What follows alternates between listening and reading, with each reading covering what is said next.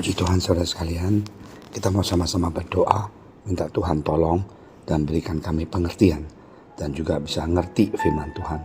Terima kasih Tuhan Yesus, dalam nama Engkau Tuhan kami berdoa biarlah Engkau urapi hamba Engkau semuanya Tuhan, dan juga biarlah kami bisa mengerti firman Engkau. Terima kasih ya Tuhan, dalam nama Engkau Tuhan Yesus kami telah berdoa, haleluya, amin. Saudara sekalian, ada satu cerita yang luar biasa, yaitu tentang Jericho. Ya, di Ibrani 11 ayat 30, karena iman maka lunturlah tembok-tembok Jericho setelah kota itu dikelilingin 7 hari lamanya. Nah, ini ayat yang luar biasa. Kenapa bahwa tembok Jericho ini bisa runtuh? Nah, kisah ini dimulai setelah Yosua memimpin bangsanya dan berhasil menaklukkan kota Jericho, kota berkubu besar yang luntuh hanya dengan dikelilingin selama 7 hari dan teriakan iman. Ini luar biasa bukan? Nah saudara sekalian, padahal Jericho itu dikenal sebagai salah satu kota tertua di dunia yang sudah berpenghuni sejak ribuan tahun sebelum Masehi. Memiliki benteng pertahanan yang sangat kuat dan tebal.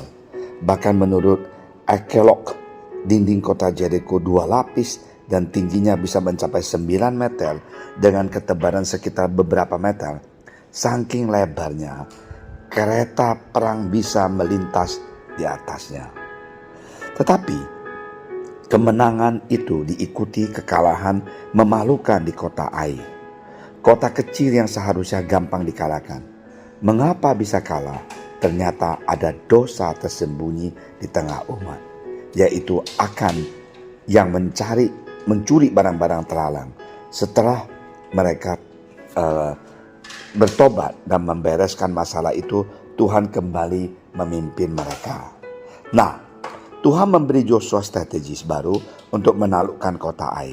Tapi yang menarik, strategisnya benar-benar berbeda dengan strategis mengadakan Jericho. Kalau Jericho pakai metode sunyi senyap, mengelilingin tembok, teriak, tembok luntuh. Di Ai, Tuhan memberikan taktik perang ala sandiwala. Pasukan kecil Yosua yang hanya 5.000 orang pura-pura kalah dan kabur, memancing musuh keluar dari kota. Lalu pasukan lain yang sekitar 30.000 orang bersembunyi menyerbu dari belakang dan membakar kota Ai. Strategis ini dikenal sebagai memancing musuh keluar dari sarangnya. Kalau di cerita silat disebut strategis memancing harimau turun gunung. Nah, strategis perang Tuhan ternyata kekinian juga ya kan. Banyak orang percaya Tuhan, termasuk kita dan termasuk saya ya, suka mengandalkan pola lama. Ya, kita menciptakan ekspektasi bahwa Tuhan akan bertindak seperti sebelumnya hanya karena itu caranya dulu. Dan itu sukses kok gitu loh.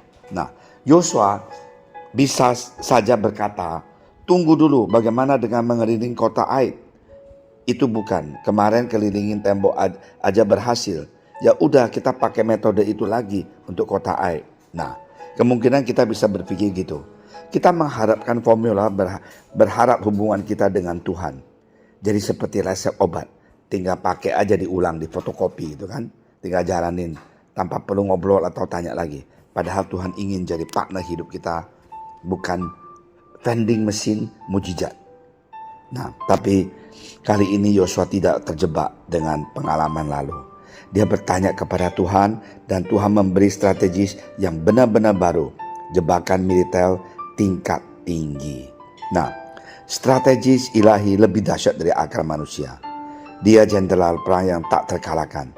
Dia Tuhan Yesus kita tahu kapan waktunya maju, kapan pura-pura mundur, dan kapan harus menyembuh diam-diam. Di mata manusia kelihatannya aneh, tapi bagi yang mendengar dan taat itu adalah jalan kemenangan. Hubungan yang fresh bagi yang bisa melahirkan kemenangan, jangan jalan dengan pola atau formula, tetapi berjalan dengan hubungan. Tiap musim itu berbeda, tiap tantangan punya solusi khusus dan hanya Tuhan yang tahu. Kota Ai memang kecil, tapi ternyata untuk menaklukkannya justru butuh usaha yang lebih besar daripada Jericho yang besar dan seolah tak terkalahkan. Nah, pelajaran ini penting, pelajaran penting buat kita. Ketika Jericho dikalahkan, itu semua karena Tuhan, bukan kehebatan Yosua ataupun pasukan. Nah, seperti juga Yosua, saat kita mengalami kemenangan besar, kerap lupa bahwa ini Tuhan, bukan kita. Kita kerap merasa kita yang kuat. Buktinya Jericho yang semua orang berpikir mustahil dikalahkan. Terbukti tembok Jericho luntur. Kita bermegah di dalam kemenangan Tuhan dan lupa diri. Kita sok, kita banggakan diri, kita arrogant. Nah, janganlah kita seperti itu. Mari kita bertobat. Harus kita tergantung kepada Tuhan Yesus, mendengar arahnya dan bertindak mentaatinya. Nah, Tuhan, strategi apa sih yang engkau siapkan hari ini? Aku siap mendengarkannya.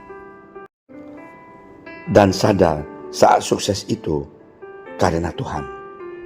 It is all about God and not us, not our strength. Nah, ada seorang mengatakan, Oswald Chambers mengatakan, the golden rules for understanding in spiritual matter is not intellect but obedience. Ya, puji Tuhan.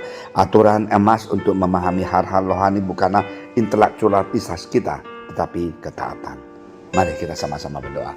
Tuhan, terima kasih Tuhan atas Tuhan kesaksian dan firman Engkau.